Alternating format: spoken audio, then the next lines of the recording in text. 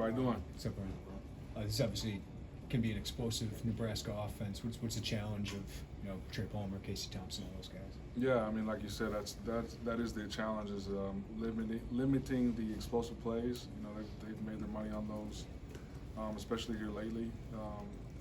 They're not afraid to stretch the field vertically, and the quarterback likes to take chances and give his guys opportunities. You see a lot of times QBs on contested deep ball throws will throw the ball out of bounds or throw it too far, and then they're trying to place it perfectly, and he does a good job of leaving it inbounds and giving his guys a chance to go make plays, and they have made plays for him, so it's deservingly so. So we'll have our hands cut out for us for sure. When you're able to have the success you had with guys kind of on the season awards watching stuff, how much does that change when you're able to tell recruits when you guys go on the road?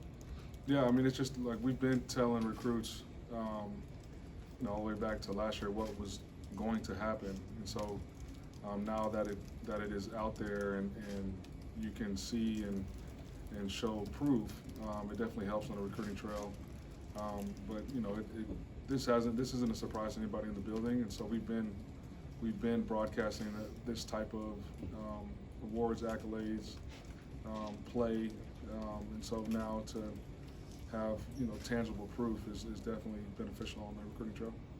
Someone like Matt, we've seen him Matt Bailey, we've seen him get more dime packages. Does he have both safety versatility, or is there one he's more comfortable with than the other? No, like we obviously from a physical standpoint, he is big enough, strong enough, aggressive enough to play, sort of where Sydney plays, like around the line of scrimmage. But he's still rangy enough and has a good knack of being able to identify what type of angles the ball's in the air, reading the quarterback at the top of the drop. He's got some savviness there, and so definitely has some position flexibility in the safety room. Coach, what's different about Nebraska now with the interim head coach? Schematically, it's very similar. You're still getting the same type of plays, still getting the same type of formations, and still the offense coordinators are still there, still calling the plays. I would say, ratio run to pass, or some of the tendencies and being aggressive. I think that has changed a little bit, and so we've definitely focused on the breakdown of when Coach Joseph took over, and then also had a breakdown of when Frost was still there.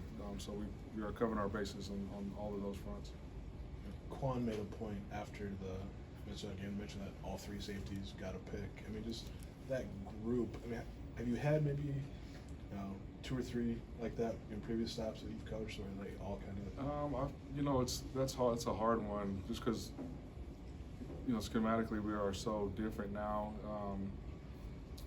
I don't know if I've had three in the same class that have been this productive and are playing at this high level. Obviously, at Missouri, in a similar system, we had two guys in the same class that ended up getting drafted. And so, this has been fun. I mean, I think the thing that's unique about the three is their versatility. Like, they can all do different things. Like, you see all of them covering man-to-man. Whether Sydney's split out covering, a tight end that's their top target, and so he's lined up like a corner. He's covering the tight end man-to-man. He's made a ton of plays there. Kendall is also made plays in man-to-man coverage. He's our dime in our sub packages, and he's covering slot receivers or tight ends. And obviously Quan you see him play man-to-man all the time in the slot. And then now you've gotten to see all three of them play at a deep safety role, and have all gotten interceptions at a deep safety spot. And so I just think the fluidity with which we can move them around and change their responsibilities is definitely freeing from a schematic standpoint and from a play caller standpoint. When you go up against somebody like Trey Palmer, is that a challenge to your guys? Like, how do they respond to it? I mean, they embrace that kind of stuff. There's no lack of confidence in specifically on the defensive side of the ball and the defensive backfield. So they enjoy these kind of matchups. That doesn't mean that we won't pay attention to where he's at, and respect the speed he has, and respect the way he's able to high point the ball and go up for the deep ball and shoot. They're giving the ball all over the place, and in different areas of the field. And so we respect that aspect of it, but we don't fear anybody. That is directly from Coach B. Like, that's, respect all, fear none. That breeds throughout the entirety of the program, and it's no different in the defensive backfield room. Because they've gone through the change, are they more unpredictable in terms of what they might do offensively? I would say they're a little more aggressive. You do see, more shots down the field. I do think they do a good job of identifying matchups that they feel are favorable, and then trying to exploit those matchups and get their better players the ball and get them the ball in space. And so those are all things that we're clued into, and I'm glad we had a bye week to study.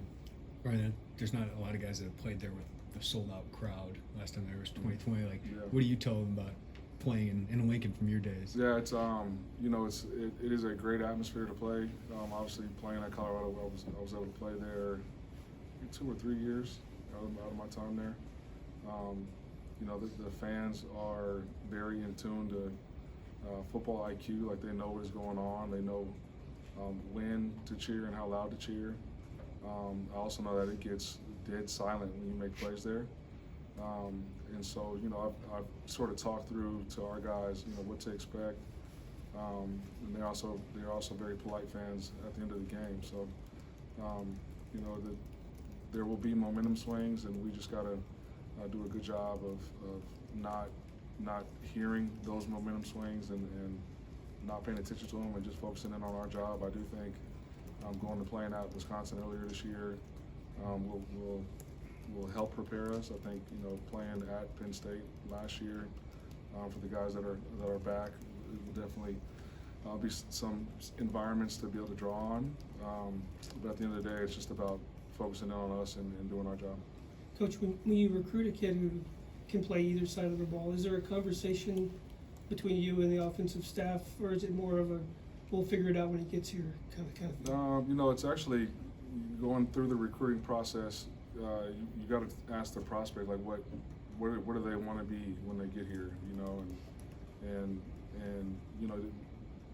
at our place we are truthful with our recruits, and if we're recruiting a guy that's playing both ways, but we're recruiting him on defense, then we'll make that known, and so there won't be any surprises when they get on campus. But generally it's the prospect's wishes on what side of the ball he wants to play. Then that side recruits him, and when they get here, that's the position they're gonna play.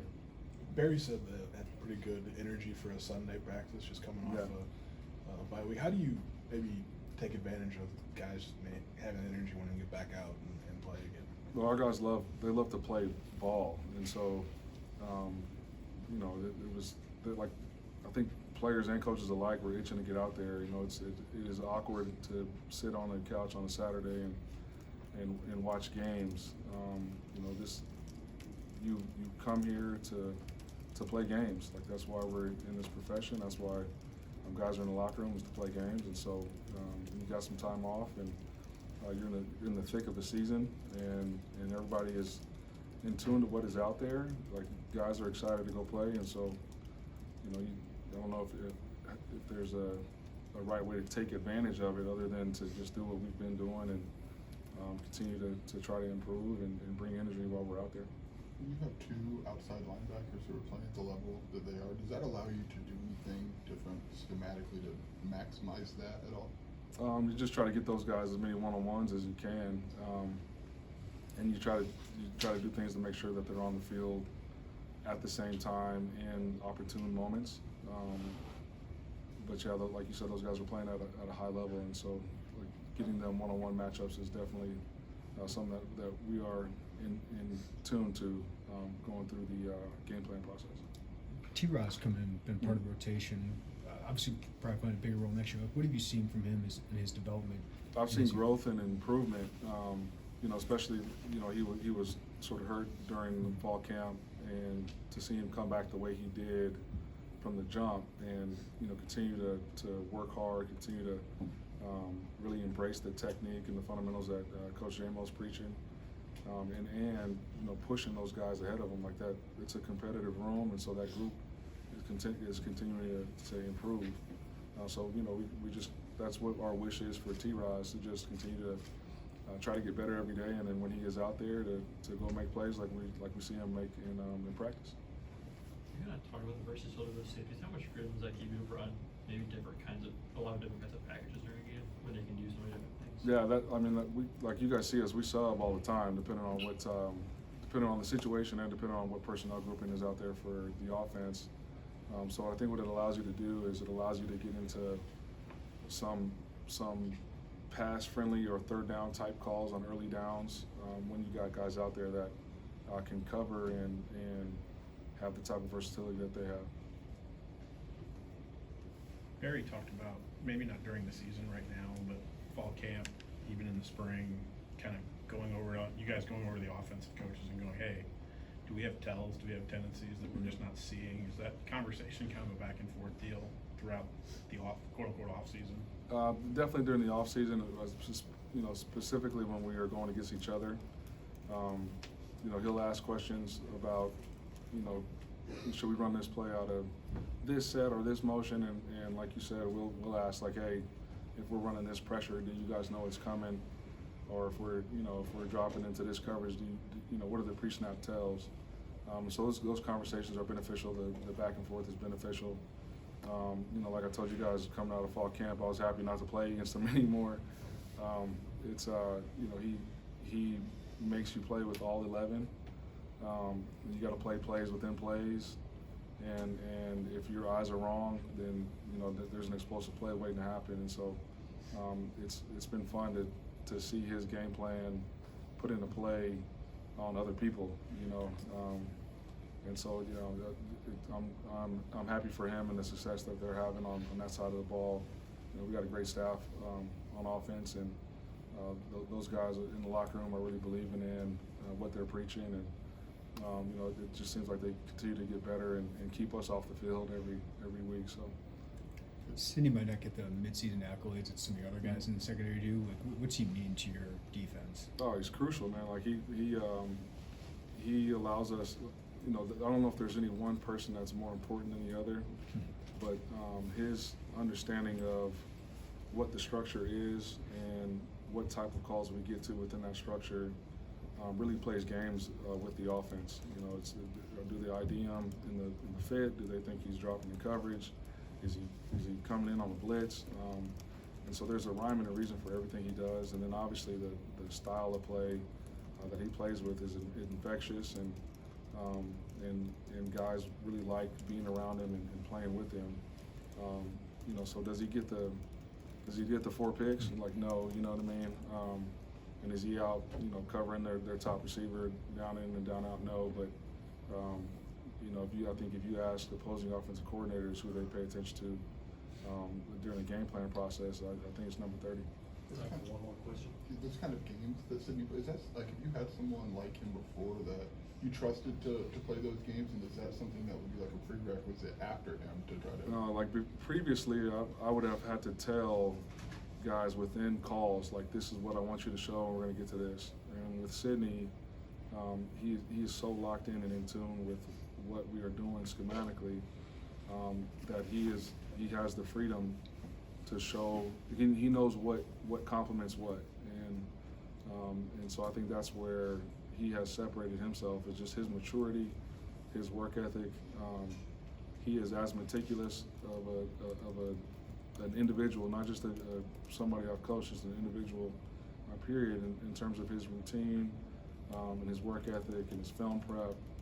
He is the epitome of preparing the right way to get confident and be able to play fast on game days.